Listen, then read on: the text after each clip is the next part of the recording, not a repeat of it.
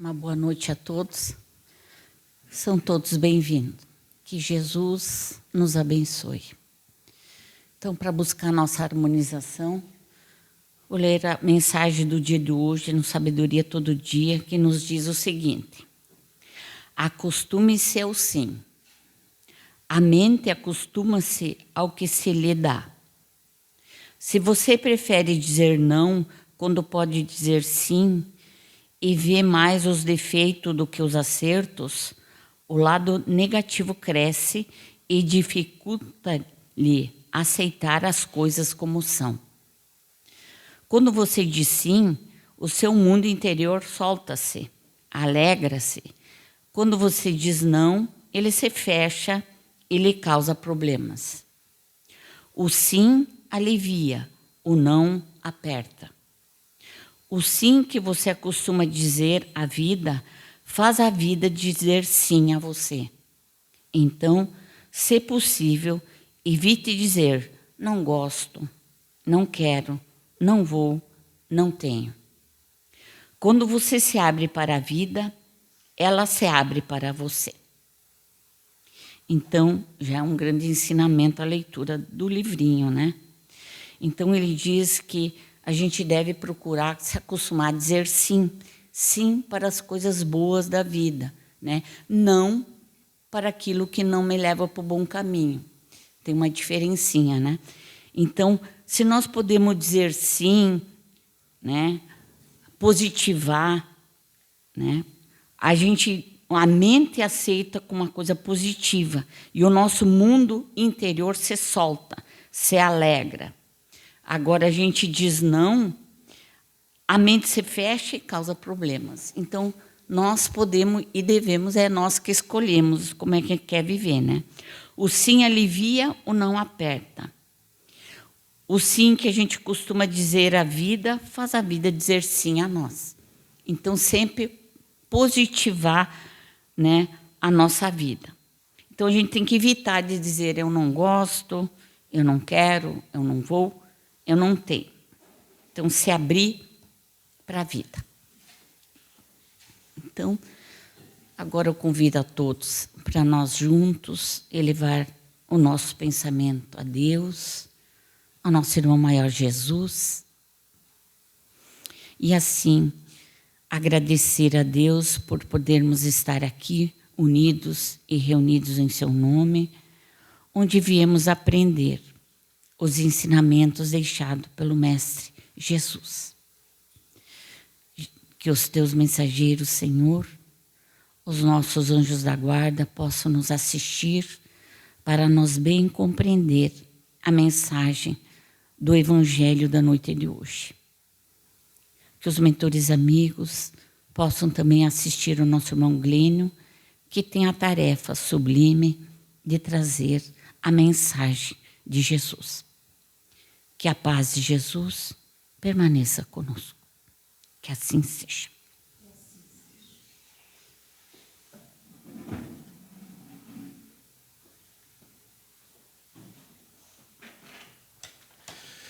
Muito boa noite a todos os irmãos. Mais uma vez estamos aqui para estudar o Evangelho do nosso Mestre Maior Jesus, tentar aprender o que vai ser falado aqui, tentar colocar em prática principalmente tudo que nós vamos entender nesse estudo do Evangelho da noite de hoje. Então, que Jesus nos abençoe e Ele nos abençoe, que esteja conosco, e Ele está sempre conosco, né? Para nos auxiliar no entendimento da passagem. Então, nós temos no segmento do capítulo 16, que tem como tema não se pode servir a Deus e a Mamon. E nós vamos seguir no item 14, que tem como título Desprendimento dos bens terrenos, e foi feita uma parte na quinta-feira passada pela nossa irmã Mara, e nós vamos dar seguimento e terminar esses itens aqui. Então, essa parte do item 14 ficou para nós o que segue. Quando um homem trabalhou muito e com o suor do seu rosto reuniu bens, costuma dizer que quando o dinheiro é ganho, se sabe melhor o valor dele. Nada é mais verdadeiro. Pois bem, se este homem, que alega conhecer todo o valor do dinheiro, fizer a caridade segundo os seus meios, terá mais mérito do que aquele que, nascido na abundância, ignora o cansaço do trabalho. Mas se, ao contrário, esse homem que se recorda de suas dores, seus esforços, se fizer egoísta, duro em relação aos pobres, será bem mais culpado que os outros, pois quanto mais se conhece por si mesmo as dores ocultas da miséria, mais devemos ser levados a socorrer os outros. Infelizmente, há sempre um homem rico, um sentimento tão forte quanto o apego à fortuna, o orgulho. Não é raro ver um novo rico aturdir o infeliz que implora sua assistência, com a história de seus trabalhos e de suas habilidades. Em vez de ajudá-lo, acaba por dizer-lhe: faça como eu fiz. Segundo ele, a bondade de Deus não influi em nada na sua fortuna. Somente a ele cabe todo o mérito. O seu orgulho põe-lhe uma venda nos olhos e um tampão nos ouvidos. Ele não entende que, com toda a sua inteligência e capacidade, Deus pode derrubá-lo com uma só palavra. Esbanjar a sua fortuna não é desprendimento aos bens terrenos, é descuido e indiferença.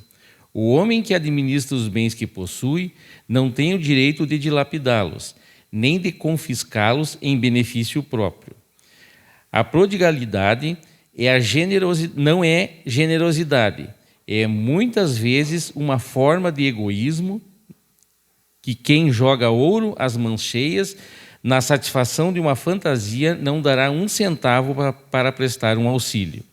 O desapego aos bens terrenos consiste em apreciar a fortuna em seu justo valor, em saber servir-se dela para os outros e não apenas para si mesmo, em não sacrificar por ela os interesses da vida futura, em saber perder sem se lamentar, se convir a Deus retirá-la. Se por imprevistos reveses vos tornardes como Jó, dizei como ele: Senhor, vós me destes, vós me tirastes, que a vossa vontade seja feita.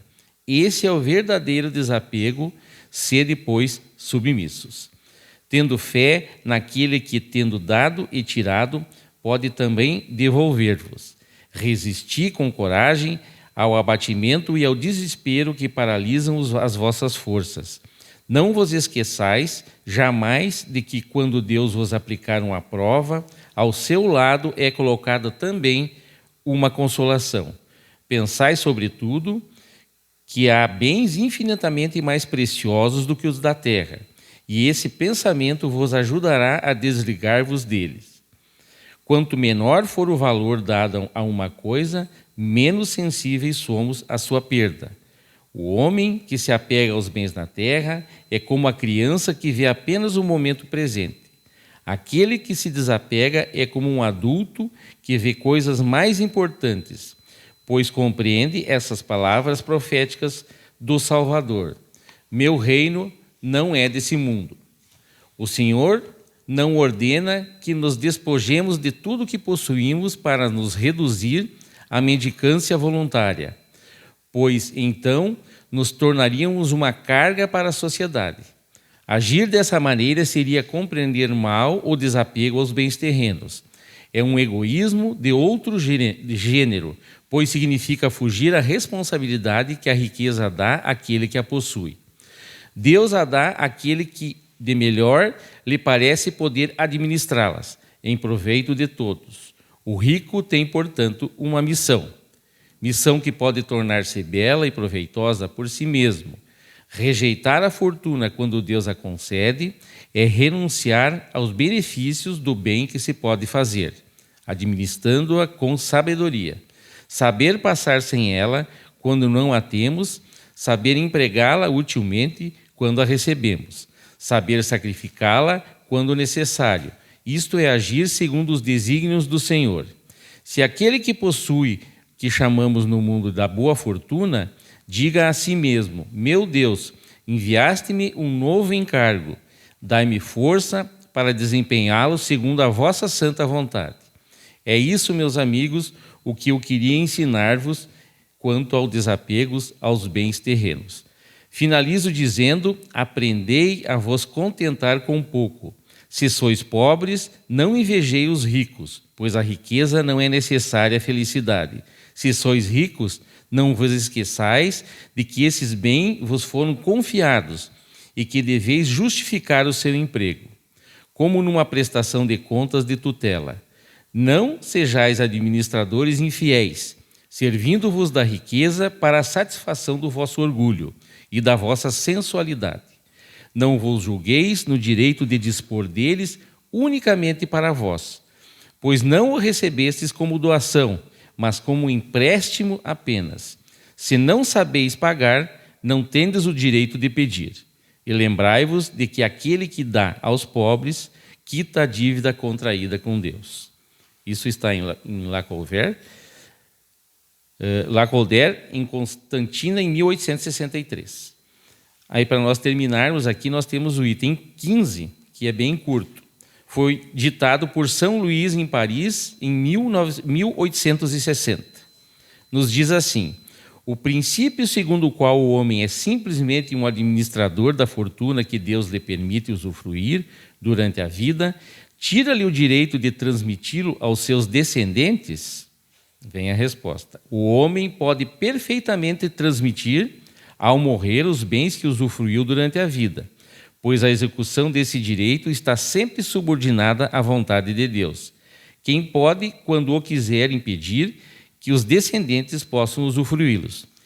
É assim que se vê ruína em fortunas que pareciam solidamente afirmadas. A vontade do homem em manter a sua fortuna para os descendentes é dessa forma impotente, o que não lhe tira o direito de transmitir o empréstimo que recebeu, já que Deus o retirará quando julgar conveniente. Então, essa leitura, né, essa explicação, primeiro de Lacordaire, né, depois de São Luís, sobre a riqueza. É só o Espiritismo realmente para trazer para nós o porquê que nascemos ricos, o porquê que nascemos pobres, o porquê que nascemos remediados, porquê viemos pretos, viemos claros, viemos com o olho puxado, nascemos no Brasil, em qualquer parte do planeta, né? Tudo tem um porquê, né? São coisas programadas para nós, para o nosso aprendizado. Por isso que nós viemos em várias e várias, e se perde a conta, de reencarnações, porque nós precisamos passar por todas essas experiências. Nós necessitamos aprender o que é sofrer sendo na miséria, né? O que é ter a fortuna e saber administrá-la no bem, não pensando só em si mesmo, como diz aqui o texto para nós, né? Que realmente a contração da dívida será muito maior daquele que a recebeu, né? Não soube fazer o bom uso dela, principalmente pensando no bem ao próximo, que essa é a intenção que Deus nos dá, né? Essa é a vontade que Deus tem de nos colocar nas experiências que nós temos para desenvolver a nossa bondade e desenvolver o nosso amor, seja na riqueza ou seja na pobreza, né?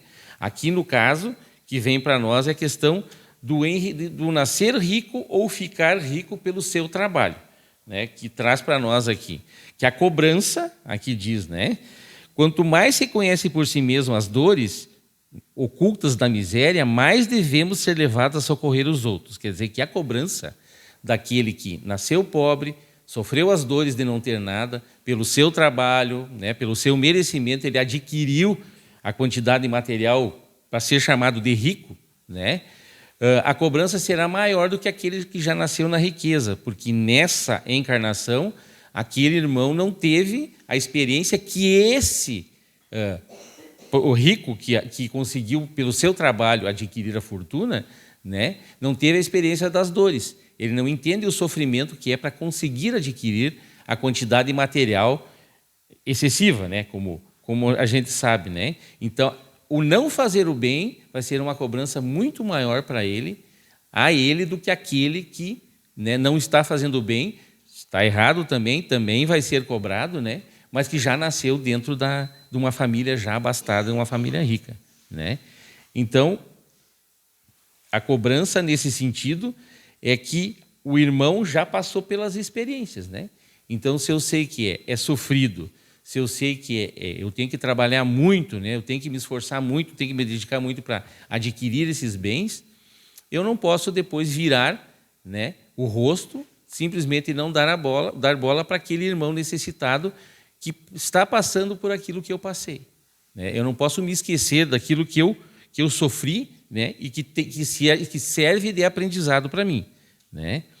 E também tem essa parte que foi falada no texto aqui também, né? Que faça como eu fiz. Né? Na hora de ele dar o auxílio àquele irmão que está precisando, ele primeiro, antes de dar, primeiro ele se vangloria, né? Faça como eu fiz, né? Como é que eu consegui chegar aonde eu cheguei? Por que você não chegou ainda? Né? Por que você não faz como eu faço? Por que você não segue o meu exemplo? Primeiro que essa esmola que ele está dando, né? Tentando se passar por caridade, na verdade, é um julgamento que ele está fazendo daquele irmão que ele está auxiliando, né? Então não vale de nada essa caridade, esse auxílio ao irmão, se no momento ele está julgando o irmão que ele está ajudando. Né? E principalmente se colocando como o exemplo principal de vida. Eu saí do nada, e a gente ouve muito isso, né? E hoje eu sou um homem rico que tem tudo. Né? Então, ele se esquece que Deus permitiu que ele tivesse as ferramentas necessárias para chegar aonde ele chegou na riqueza. Sem a inteligência, ele não teria chegado lá. Né? Sem a perspicácia, sem o tino para negócios, né? Sem a visão que Deus permitiu que ele teve para chegar à fortuna pelo seu trabalho, com certeza, merecidamente pelo seu trabalho, mas ele esqueceu que parece que de Deus ele não precisa nada. Segundo ele, a bondade de Deus não influi em nada na sua fortuna. Somente a ele cabe todo o mérito. Esse é um problema sério que ele está trazendo para ele, que numa próxima encarnação, muito provável, Deus não castiga, Deus ajusta as coisas que precisa, ele vai ter que aprender vindo com a deficiência de não saber fazer um negócio. A questão do raciocínio não vai ser a mesma, a inteligência dele vai ter os seus bloqueios, né?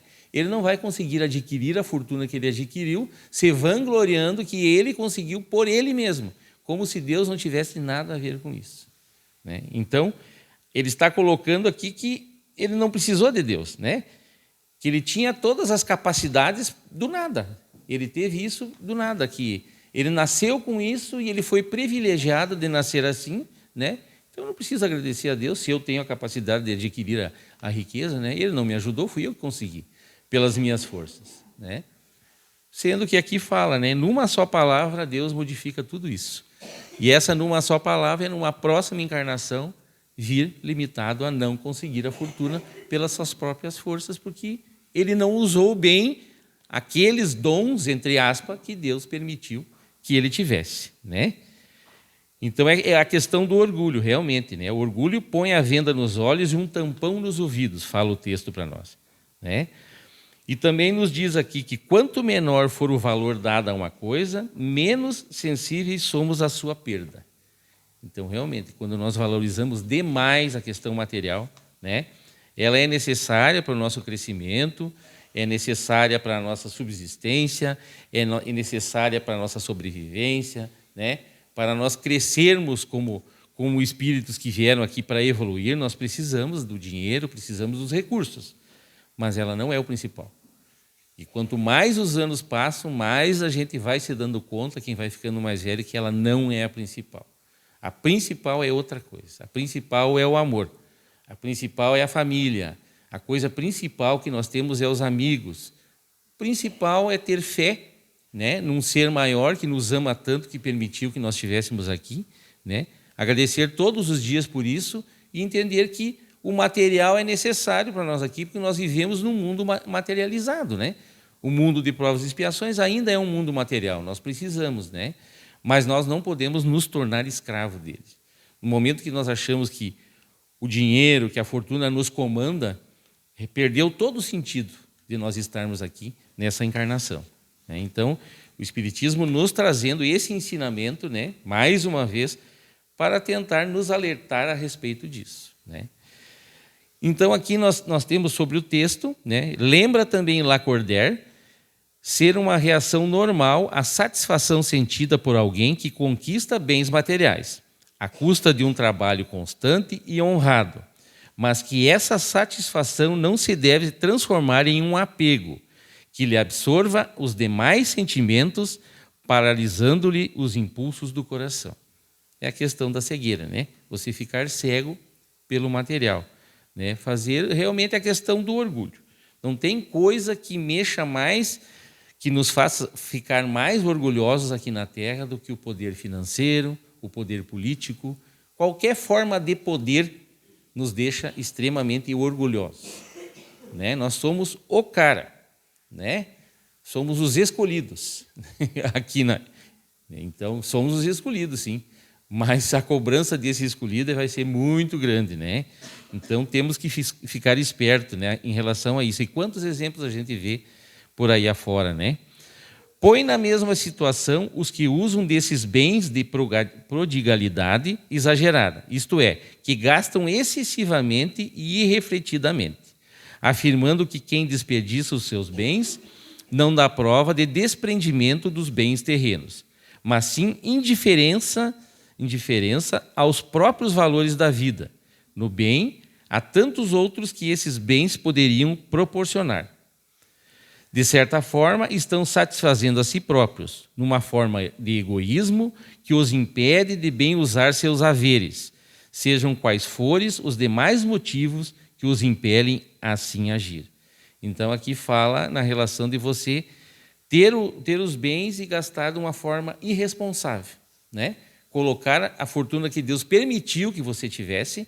Nós não esquecemos que tudo é permissão de Deus, tudo, né? Até o ar que nós respiramos é permissão divina. Então, você colocar fora a fortuna irresponsavelmente, né, e dizer que isso é um desapego aos bens, não tem nada a ver. Até porque você está agindo de forma egoística, que você só está usando essa fortuna e os bens em seu benefício próprio, né? Sendo que tudo isso que você esbanjou e botou fora, quantos irmãos você poderia estender a mão? Né? Quantas famílias você poderia ter ajudado? Né? Quantas outras formas de auxílio você poderia dar aos seus irmãos que são menos favorecidos e você acabou jogando fora pela janela e ainda dando a desculpa que eu não sou apegado aos meus bens. Quer dizer, mas está botando tudo fora e não está ajudando ninguém, né? Lembra que geralmente o que se fez rico à custa de muito trabalho costuma dizer que sabe o quanto custou esses bens. Justamente por isso, diz o autor, deve ele investir em favor dos outros, segundo suas posses. Porque, conhecendo por ele mesmo as dores ocultas da miséria, tem mais condições de combatê-la do que o que foi criado na abundância. É o que fala a passagem ali, né? Que a cobrança será maior desse que adquiriu pelo seu trabalho, porque ele passou pela dificuldade, do que aquele que já nasceu na abundância, né? Que não teve a experiência da dificuldade de adquirir, né? Então, relembrando novamente, aqui é o que Deus nos coloca em cada encarnação que nós viemos aqui, em cada reencarnação que nós viemos aqui na Terra, né? Por isso a questão, né? Você vem numa posição social muito pobre, numa miséria, vem numa situação social remediada, vem numa situação social, numa posição social muito rica, né? Porque nós temos que passar por todas as experiências, né? Como é que eu vou saber a dor do preto se eu não fui preto, né? Eu posso ter a empatia por ele, mas saber o que realmente ele sofre é só ele mesmo. Nós podemos ter empatia. Isso num programa do Serginho Grossman, ele se conversando com uma atriz que era negra, né, e que começou a chorar e falou todas as dificuldades que ela teve para chegar onde ela estava, né? E o Serginho daí disse: a única coisa que eu posso dizer para ti, né, que o apoio é dado todo para você, que não se deve discriminar, que nós temos que nos amar uns aos outros, mas que eu nunca vou conseguir sentir o que você está sentindo porque eu não sou preto, né? Então, realmente é uma coisa... E isso em relação a tudo, né? A posição social, o mais rico, o mais pobre, o mais poder, o mais miserável, tudo Deus nos coloca para o nosso aprendizado e o nosso crescimento, né? Nós vamos aprender tendo mais, nós vamos aprender tendo menos, nós vamos aprender sofrendo discriminação ou tendo o poder na mão, tudo é ensinamento para nós. Por isso que nós temos que usar da melhor forma possível, né? E muito se fala no Espiritismo que realmente a riqueza é uma das maiores provas que tem. Porque nós chegamos aqui e quem está nessa situação, ele não teve esforço nenhum para ter a fortuna na mão. Só que daí vamos ver agora, Deus dá, né, essa permissão para ele vir numa família que tem condições e vai ver o que esse irmão vai fazer com a riqueza que ele tem na mão. Ele vai usar só em benefício próprio? Ele vai cuidar só dos seus? Ou ele vai ser bondoso, amoroso, ajudar e passar a vida inteira ajudando, porque ele tem a condição financeira de auxiliar o seu semelhante, de ver a pobreza e não fazer nada, né? De ver quantas pessoas necessitam de auxílio, seja investindo na ciência, na pesquisa, né? Os que têm um poder maior financeiro. E isso é amor, isso é bondade, é querer que a humanidade evolua, né? E que nas pesquisas, por exemplo, se encontre novos medicamentos, um exemplo, né, para melhorar, né, tirar as dores daquelas pessoas que estão sofrendo com determinadas doenças, né? Isso é bondade, isso é amor. Você está usando a tua fortuna para o bem ao próximo. Gerar emprego, que é o que se fala muito, né, no Espiritismo, e é corretíssimo, né? A maior forma de você ajudar com dignidade o teu semelhante é dando oportunidade dele trabalhar e conseguir, né, o seu sustento. Isso é a coisa mais digna que tem. E isso é uma coisa que o rico pode e deve fazer. E tem condições de fazer, né? Só que, como tudo é dado, tudo será cobrado, né? Então, nós cuidamos daquilo que é dado para nós, né? Seguindo aqui, o desprendimento, que é o tema desse item, desse capítulo, né? O desprendimento dos bens terrenos, segundo o Espiritismo, não exige a pobreza extrema, mas sim a compreensão de que os bens materiais são recurso e empréstimos divinos. O verdadeiro desapego consiste em usar a riqueza para um bem comum, não se deixar escravizar por ela e aceitar a sua perda com resignação. Então é o que nós falamos, né? Quanto mais você se apega a determinada coisa, maior o sofrimento que você vai ter quando perdê-la. Eu falei em coisas, né?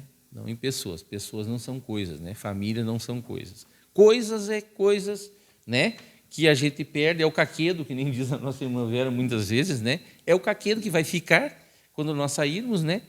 E nós vamos levar só aquilo que nós somos, né? Só o bem que nós fizemos e o amor que nós tivemos aqui ao próximo, né?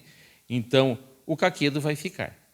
Então, aquilo que nós adquirimos, que podemos dizer que é nosso, não é material, né? É imaterial, é espiritual, né? O significado do desprendimento. Para a doutrina espírita, a riqueza e as posses são provas e ferramentas de evolução moral. O desprendimento baseia-se em 3 pilares fundamentais: a administração dos bens, a posse versus escravidão e a resignação. Na administração, reconhecer que o indivíduo é apenas um administrador temporário dos recursos que possui, devendo utilizá-los em benefício do próximo. A posse versus a escravidão, entender a diferença entre possuir bens e ser possuído por eles. O perigo não está no dinheiro em si, mas no apego excessivo que sufoca o progresso espiritual. Realmente, né? Quando o material, o dinheiro nos comanda, a coisa ficou feia, né? Ficou triste, ficou séria. Não pode. A resignação, saber lidar com as perdas materiais com fé e sem revolta, compreendendo os desígnios da espiritualidade. Por isso a importância de uma religião, né? Por isso a importância de você ter conhecimento. E, nesse ponto, a doutrina, né, espírita, a luminosa doutrina espírita dá show, né? Ela realmente é um espetáculo para nos explicar que não nos devemos desesperar pelas nossas perdas. Não vale a nossa vida, não vale a nossa encarnação. A perda de qualquer caquedo não vale, nunca vai valer a permissão que Deus deu de nós estarmos aqui reencarnados. Então, nós tirarmos a própria vida por desilusão amorosa, por perda de materiais, e seja o que for, né, nesse sentido, não podemos e não devemos e não vale a pena. Não vale a pena. Por isso que a religião, né, a fé no Criador, a fé que nós não estamos sozinhos, não estamos desamparados, nunca estivemos e não estaremos, né? É o que nos segura quando vêm as tempestades, né? Quando o mar está calmo, está tranquilo. Quando vêm as ondas fortes na nossa vida, que nós devemos estar com os pés muito firmes. E a fé em Deus é a coisa que nos faz firmar, né, aqui, independente da situação que nós podemos passar. Então, nós temos no Momento Espírita sobre a transmissão da riqueza, que é o item número 15 que nós lemos, né? Sobre se o detentor da riqueza pode passar para os seus herdeiros, para a sua família ou não. Então, nos diz assim, é bastante comum nos pais o desejo de amealhar patrimônio para assegurar uma vida tranquila para os seus filhos. Esse desejo é louvável, mas não pode ser levado a extremos.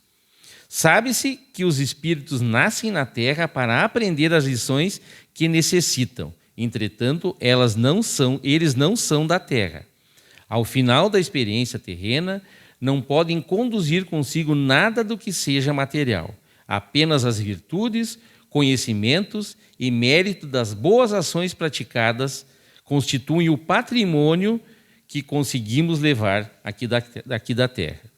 De outro lado, o mal feito, o bem não realizado e as injustiças não impedidas, embora podendo, representam uma pesada carga para a consciência. Embora o patrimônio material seja relevante, a herança mais importante que os pais podem deixar é outra. A herança consiste nas lições de vida reta e nos exemplos de solidariedade e compaixão. Em termos de vida imortal, não tem sentido querer tornar os filhos ricos, mas egoístas. A riqueza frequentemente muda de mãos. As empresas mais sólidas vão à falência. Se a providência divina decidir que os herdeiros devem experimentar a prova da miséria, eles a experimentarão. Tudo o que compõe o mundo pertence a Deus.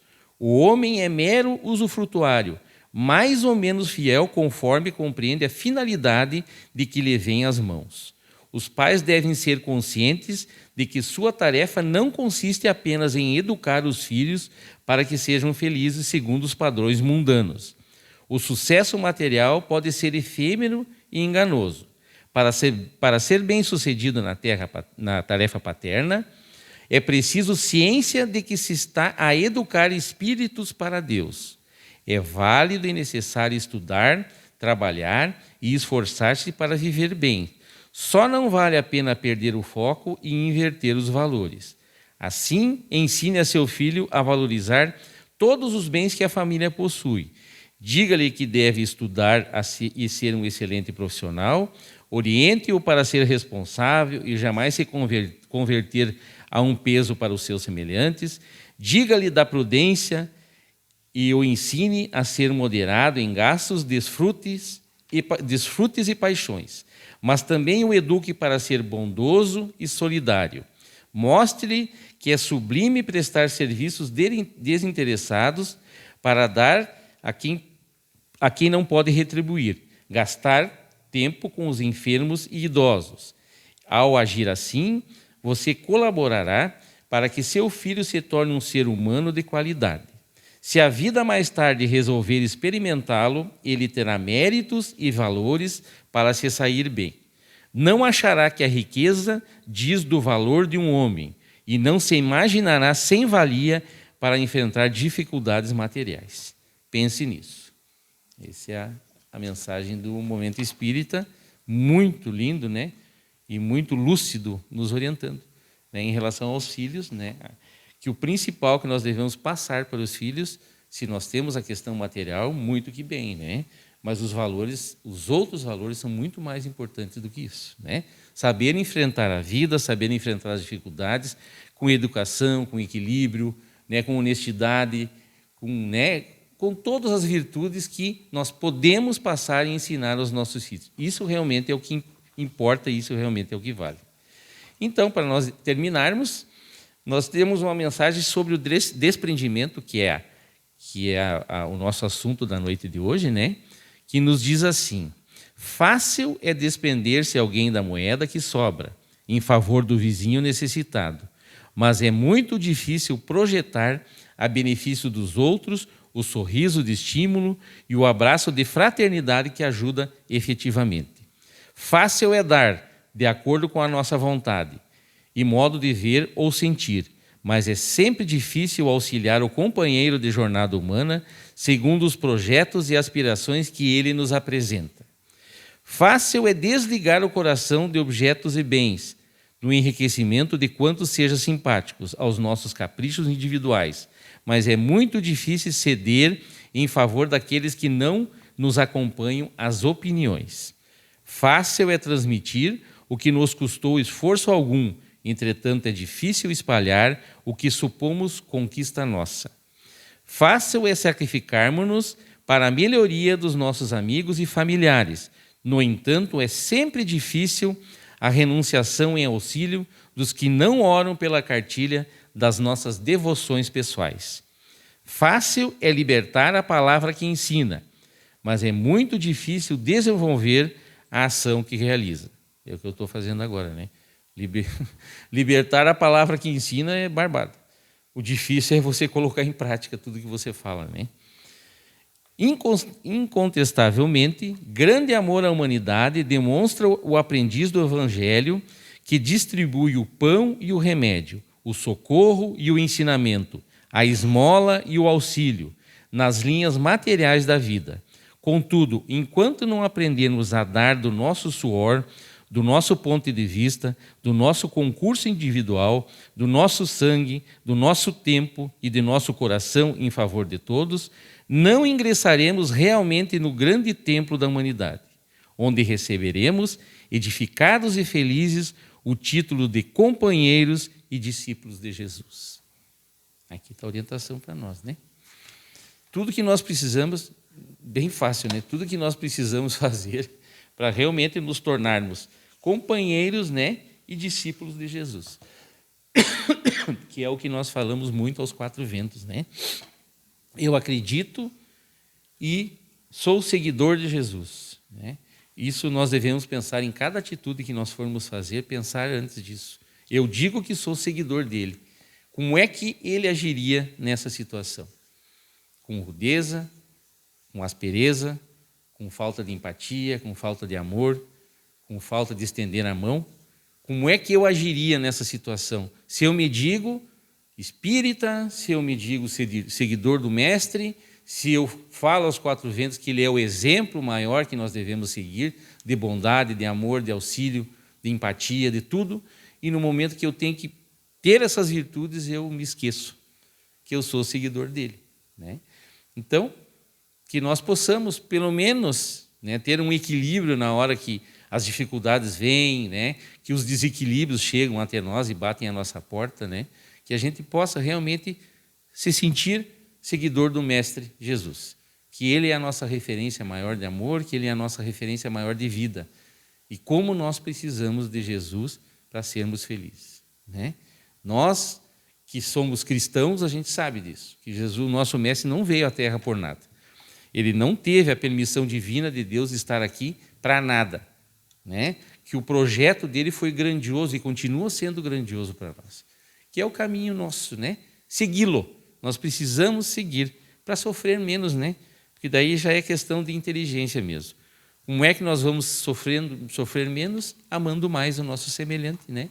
Entendendo mais ele, como eles têm que me entender também.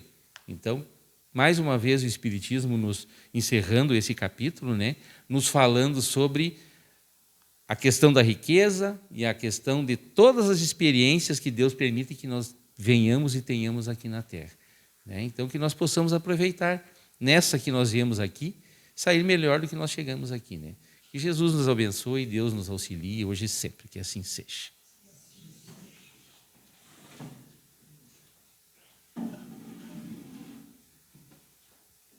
Então, como nós sabemos que a vida aqui na Terra é uma passagem, passamos por testes, por aprendizados, por experiências, né? Então, tem a experiência econômica, né? Que hoje o Glênio explicou muito bem o Evangelho, né? Aquele que fica rico materialmente por mérito, tem aquele que herdou, e no sentido mais amplo, não é só a riqueza material, a nossa riqueza intelectual, depois a riqueza do corpo físico. Então, nós temos várias riquezas. E pobre, pobre, ninguém de nós é, né? A gente sempre tem um pouquinho mais de alguém que tem um pouquinho menos. Então, todos nós podemos praticar a caridade material e a caridade moral, né? E vamos ter que prestar conta, né, com Deus. O que tu fez com o corpo que te confiei? Cuidou bem dele? Com a tua inteligência, fez bom uso? E com a tua riqueza material, ajudou também o teu irmão que precisava? Gerou emprego, né? Incentivou o bem? Então, nós vamos, com a doutrina espírita, a gente tem esse entendimento. Somos todos ricos e toda aquela riqueza que temos, mais ou menos, vamos prestar conta quando nós partirmos. Então, que nós possamos fazer um bom uso, né?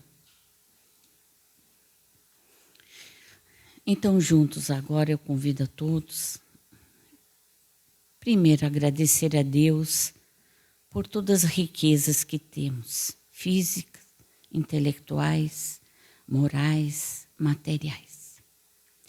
E que Deus nos ajude a aumentar aquela riqueza que levamos conosco quando partirmos, as das boas obras e do intelecto. Que possamos bem aproveitar a estada terrena. Rogar a Deus que nos ajude a adoçar o nosso coração e fazer bom uso das riquezas que Ele nos concedeu. Compreendendo hoje mais com a doutrina espírita que Deus dá, Deus pode nos tirar e também Ele pode nos restituir novamente. Deus é Pai de amor e bondade e não abandona nenhum de nós. Rogamos ao Pai por aqueles que nós trazemos na mente e no coração e que de uma maneira gostaríamos que a bênção dele chegasse a eles. Aos doentes do corpo, aos doentes da alma, aos aqueles que pedem as orações, que os nomes estão nos cadernos e na caixinha da oração. A todos, Senhor Jesus, derrame teu amor, a tua força, a todos e a cada um. Abençoe os passistas na tarefa do passe, que os mensageiros de amor possam os envolver e todos aqueles que adentrarem na Câmara de Passe possam ser beneficiados pelo amor de Deus a todos nós. E te pedimos mais uma vez, Senhor, ajuda-nos a viver em paz no nosso lar, no nosso trabalho, a paz no planeta Terra. Toque os nossos corações para assim vivermos felizes. Que o teu amor, Jesus, nos envolva e nos fortaleça para a caminhada que seguimos. Que assim seja. Então permanecemos em